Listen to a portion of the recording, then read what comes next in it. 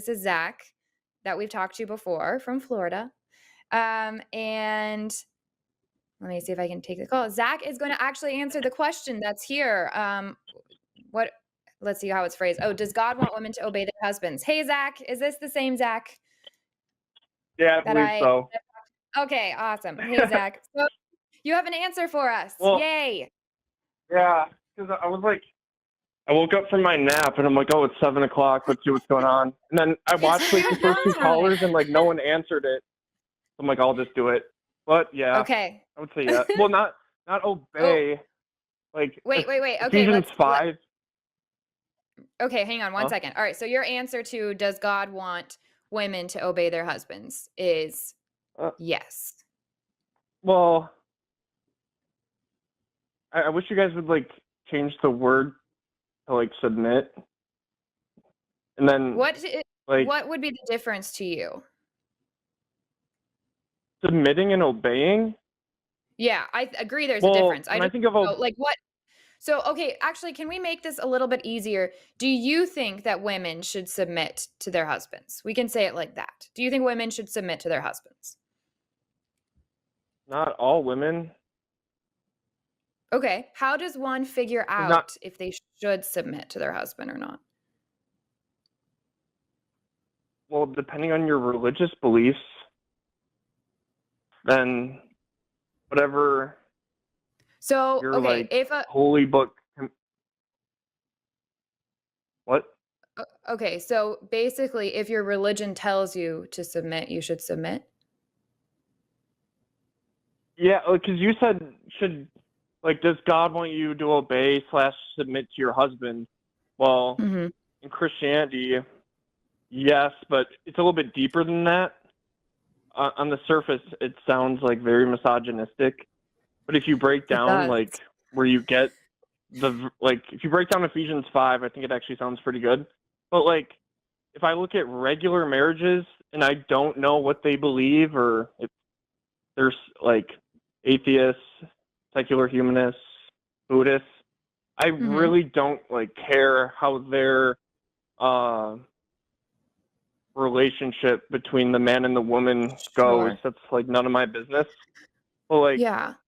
if I were to get married, one, I'd be searching for a believer who wants to obey God's word, and then our relationship would be under that, and she would be fine with it and I would be okay with it. And it's not the man saying obey or submit to your husband. It's a command from God. So it's not like men want this. It's just following, I guess, what It's scripture just says. something that's But happened to you guys. Damn. So, okay, here's my question for you, Zach. yep, I was a Christian, for 25 years, and I yep. was like all in. I wasn't wishy-washy about it. I really believed this stuff. And I got married at 19, because I believed that you're supposed to, get married as soon as you meet the person that God has for you. And I was taught that like God would kind of speak to that person and let me know. Anyways, it's a long story, but here's the punchline. We both very much believed in the Bible and God and had the same biblical values. And so I was submitting to my husband, and that put me in a very abusive, toxic situation.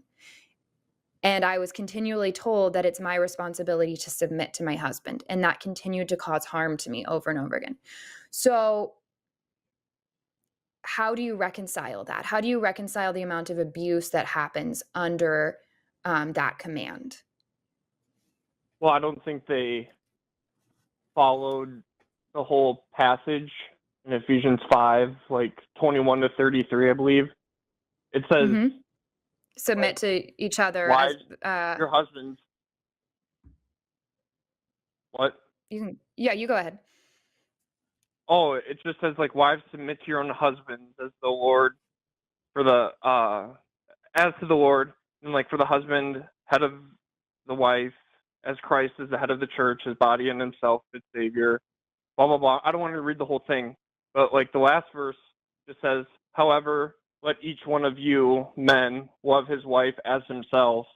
But from 21 to 33, it kind of just breaks down that we're equals. Men, you're supposed to love your wife how you love yourself. And I guess the only like thing that's like different between the man and the woman is just the man is just like the leader of the household. But I feel like Why? that passage just is it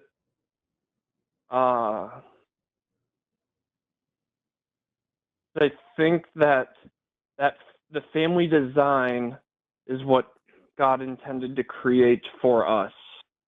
That's just like a theological thing. But I didn't really want to get into like the evidence for the Bible being real, all that. Like we can, Oh, we don't have but to I get don't think I'm gonna into win that. we don't have yeah, we don't have to get it because we could easily just be like, well, what's your evidence that a God exists? Nonetheless, settle or much less settle this. We don't have to go that route. I am genuinely interested in how a Christian can even reconcile these beliefs. Oh, Alyssa, do you have anything you want to chime in here? Sorry, I keep saying all this stuff, but I want to make sure you can chime in. No, I mostly I'm listening. I feel like Okay. this is when I settle in and I see Eve do her thing. But So and then the problem, so Zach, the problem is that I don't see a way for that to be practiced without women being the oppressed one in the situation over and over and over again. Because you would think that if a God is all powerful, all loving, and all knowing, that he wants the best for his creations.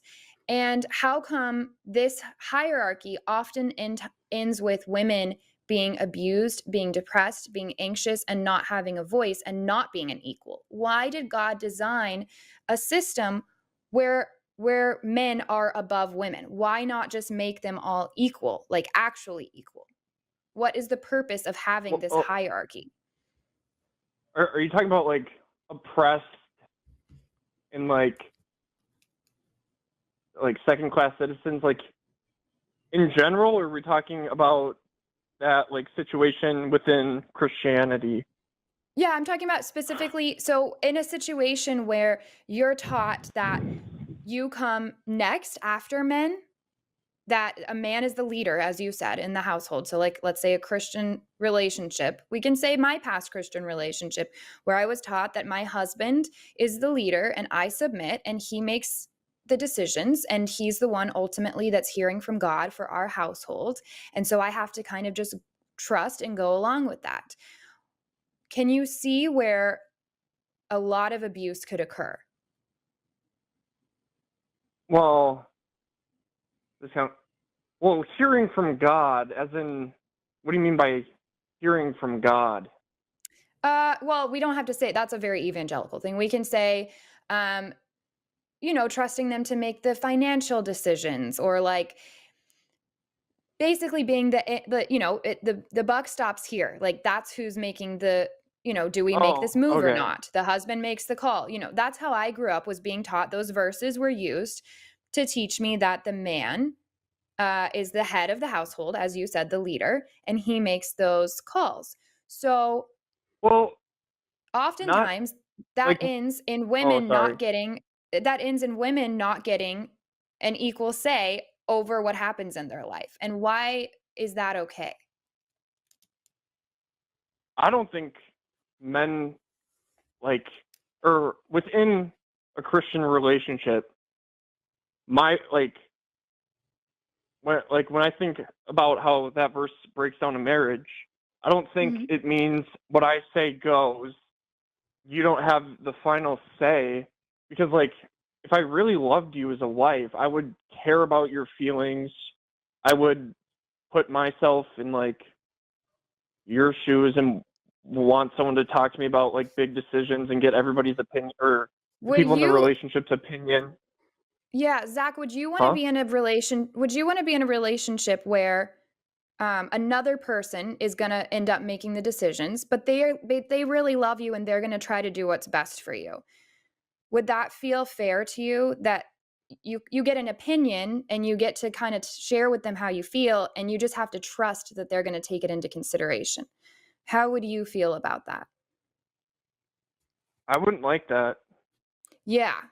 It's not But healthy and it's not equal. And I think that a healthy relationship is where both people have autonomy and they know what consent is and they can say they're not cool with something and they work on something together. They build a life together, they make decisions together, and each one compromises in different ways. But to automatically come into a relationship saying this person is the leader and this person has to submit, it's not fair to women, and I don't think it's fair to the man either, because that's not like you said, you didn't ask for this. So how can you reconcile something being unhealthy, but supposedly that's what your God ordained? yeah, like I don't want to use anecdotal evidence, but I've seen a lot of happy women under this. So like, but then also like you hear stories of it being abused and whatnot. So I Yeah. get it. Well, But one here's thing the I want thing to, about those anecdotal things, then I'll let you make your other point. So hold on to it for me. Um, I was taught also that part of my the best way I could love my husband and love the Lord was to always be joyful and be loving and kind and to not speak badly. And that meant the way I spoke, that I talked like this. Like if I go back and listen to videos of me, I used to talk like this because I did this whole evangelical. Alyssa's like, oh God. They call it like a Scary. fundy voice. Yeah. And I was like this and whatever my husband wanted. And I'm just grateful and blah, blah. And so I do think that is an issue because I do think a lot of people have the understanding that you have. Oh, these women seem happy. And some women are genuinely happy like that. And they got lucky. They got with a guy who does consider their feelings and who doesn't abuse them and who doesn't take advantage of that situation. I do think that that's rare. And I do think that when you're still in it, you're at church, you're around people that are still living that, of course they have to own it because they're still living it. It is the voices of people that have left that are going to offer a little bit more insight into what's going on behind the scenes. Anyways, just wanted to add that. But yeah, what was your fair, other thing you were going to bring fair up? point. Oh, I was just gonna say, and also like wives like submit to your husbands. You're not supposed to or like if your husband says something that is unbiblical, you're not like supposed to follow that. Like you're not supposed to obey someone who is telling you to do unbiblical things, I guess. And then Yeah, but the problem is sorry, the Bible's I don't want to say, it's so unclear about so huh? many things. And so, I mean, if we're going based on what the Bible says, then he could bring home a human and say, this is our slave now. And as long as I don't beat it on this day as long as it still survives the beating, then it's okay. You know what I mean? Like there's so many things we could get. And also in the Bible, it's telling women not Sure, to for speak, when you get into Timothy. So see, people can take the Bible and do really awful things with it. They can take it and be really earnest and apply the bet and pick and choose some good things. But I would rather just not do any of that. I would rather have the good things without having to pick out all these bad bones, because that's how so many women in these fundamental Christian denominations end up in abusive relationships. yeah, but then and I get that, and I guess like if you don't want to be a part of it, well then you have every right to like not be a part of it, which is completely fair. But Yeah. I would question the men who are abusing it.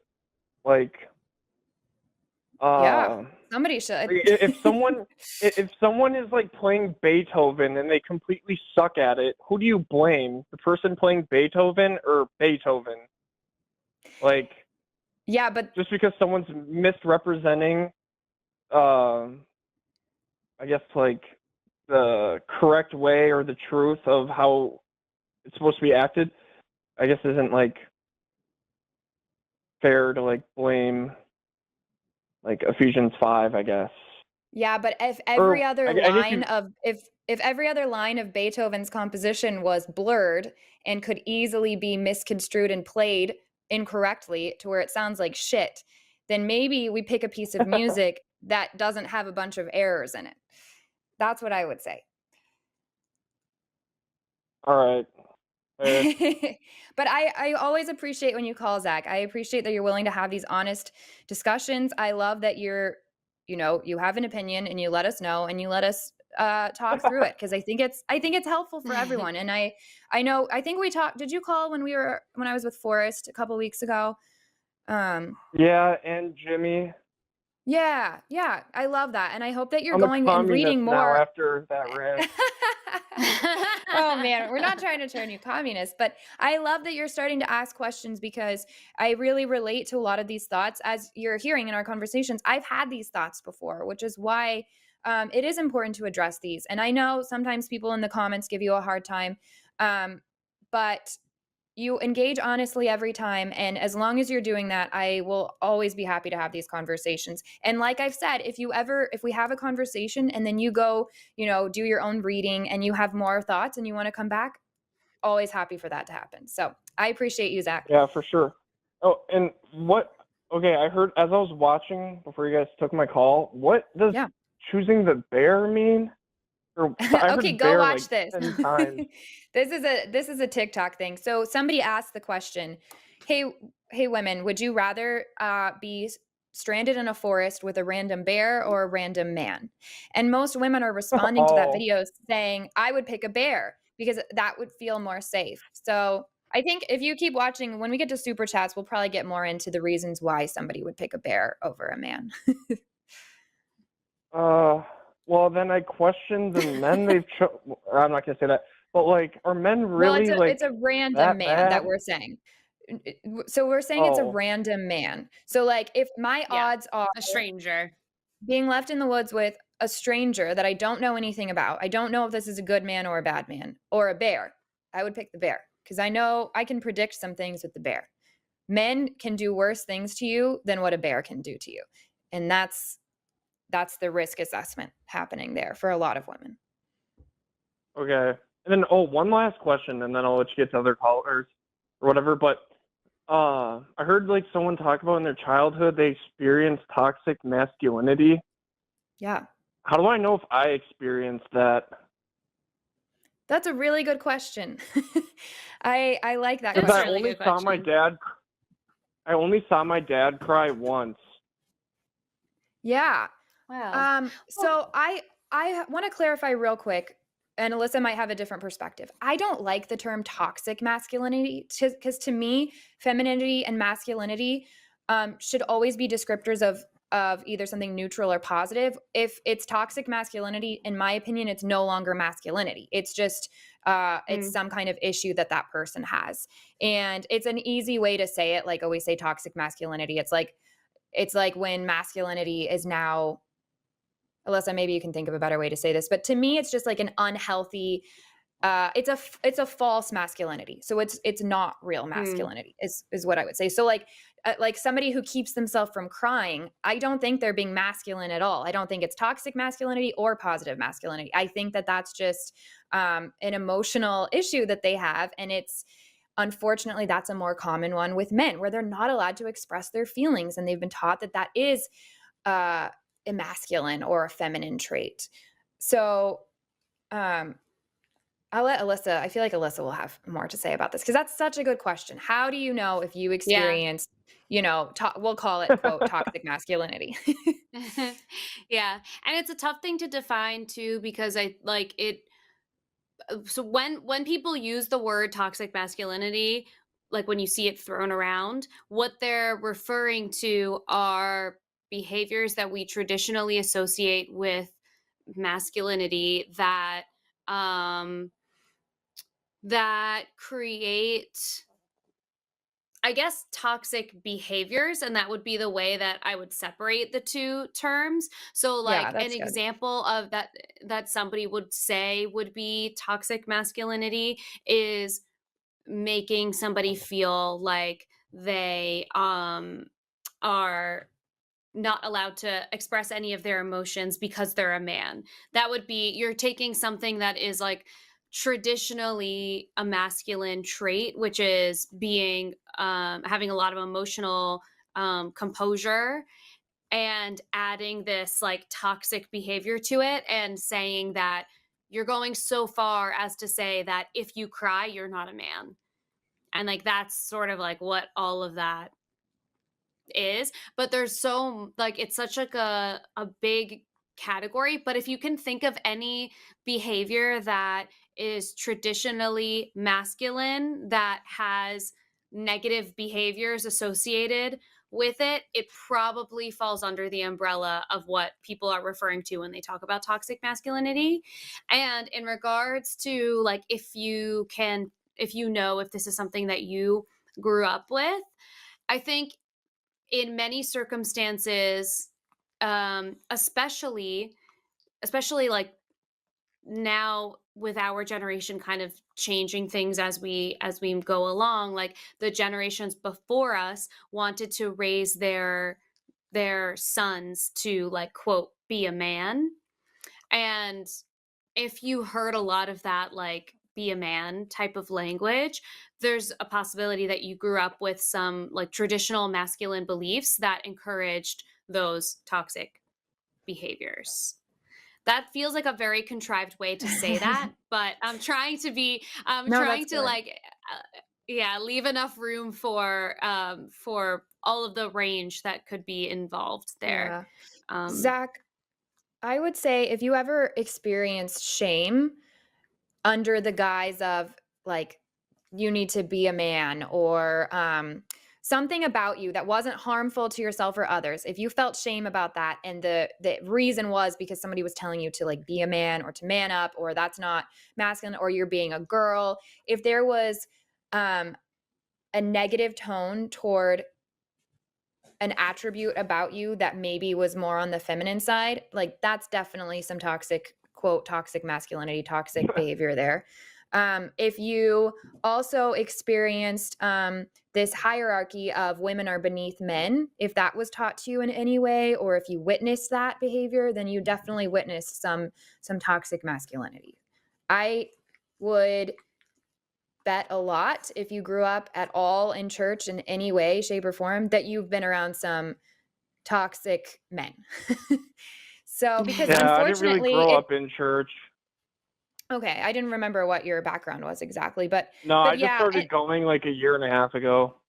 okay, that's right. But if your dad did, then he probably experienced a lot of that and was indoctrinated to have a bit of that. So I don't think that automatically makes somebody a bad person, but it does oftentimes make them indoctrinated and then gives them permission and fuel to kind of let out uh, more of those toxic behaviors. And that's where if they don't take responsibility for that and realize that, that's when you start getting in the territory of okay, now you're being a toxic human. Yeah. Well, like, I don't know, the first thing that came to my mind is like, no, I don't mean to sound like, well, a beta male on the call. I probably shouldn't say that, we but we don't subscribe to those things, so you won't sound okay. you'll So no one's gonna probably judge. sound, if you think it sounds beta male, then we're probably going to think it sounds healthy, but let's hear it. Yeah, that's what I was thinking. But like, whenever I did feel like sadness or like I needed someone to Shame. talk to, I guess Yeah. not maybe shame if I did something wrong. I Okay. would go to like my mom first. Yep. Mhm. But that's just Yeah. Yeah, because like yeah. she was like she was very nice and like understanding and like I just feel like my father figure roles I could go to them for other things that weren't emotional, Mhm. if that makes sense. I Mhm. don't Yep. know if that's because of societal things or toxic Totally. masculinity. So I just thought I would reflect on that and ask. So Yeah. Yeah, that's super interesting. I really love all these thoughts. Thank you so much, Zach. Keep calling. yeah, I'll call in some other time. So, Okay. Yay. Sounds but good. Okay, Have a appreciate great your cool. guys' night. Thank you, time. Zach. You You too, too. Zach. See ya. Bye. Anytime. Bye. All All right. right. That was it's so funny because it's like, have you ever heard there's a quote that goes around about oh god, I wish I could remember who it was who said it about pornography because I it was someone who was like a really famous political figure, I think, who when they were doing some legislation around pornography, um they asked him like, what do you consider porn? Like, what, how do you define what porn is? And he said, I know it when I see it. And like, I can't define it, but I know it when I see it. And that's how I felt trying to explain what toxic masculinity Yeah. was. I was like, I know it when I see it. I don't know. It's so hard to put Yeah. into words. Yeah. I'm sure there's a really good definition out there somewhere that we should probably Yeah, figure brush out. up on We for need to sure. come. Yes. Yeah, but that's the thing about, and that's honestly why I love that we can have these longer format conversations because there is so much nuance, even when we can find like these very succinct definitions for things, which, as you guys know, I like to do. Um, but sometimes there is nuance to it, and sometimes it does require Mhm. conversation and communication. It's one of the things I love about womanhood and like um having women in our life as community, because that does tend to be where we have these more relational, nuanced conversations. And I would love for men to be able to experience that more as well, because I think that's one of the cool, like, healthier things that we've kind of developed in our womanhood, because it's been celebrated and Mhm. it's not been celebrated in men, and it should be, because I think that we all have that. I think that's a human trait to want to. It looks different in each of us. We're all very different, but we all want to have that connectivity to where we can have nuanced conversations. So that was like Yeah. a rabbit trail. Hey, it's Jimmy Snow here. I'm the executive producer on the line with a fun fact. Did you know 100% of the hosts of this channel enjoy eating? It's true. And if you would like to help contribute to their ongoing addiction, you can do so by going over to Patreon or becoming a channel member. There are show-specific, host-specific tiers. Those are awesome. But also, you can leave a super thanks with a special little highlighted comment. You can like, comment, and subscribe. All of those will help fill our whittle bellies. By the way, check out some of this content over here. Algorithm, what next?